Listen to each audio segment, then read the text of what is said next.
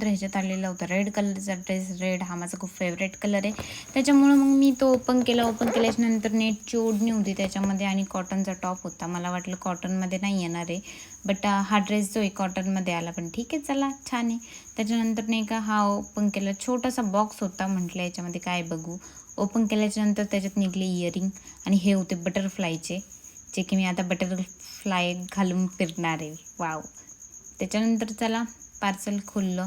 यार पार्सल खोलू माझे हात गेले, तर काय सांगू तुम्हाला मी.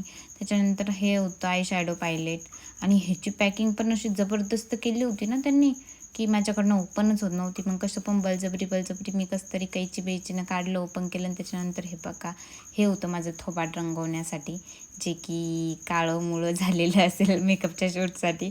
त्याच्यानंतर म्हटलं चला आपण पण थोडंसं रंगून बघू, त्याच्यासाठी नाही का हे मी ऑर्डर केलेलं होतं. आणि त्याच्यानंतर परत हा होता टॉप.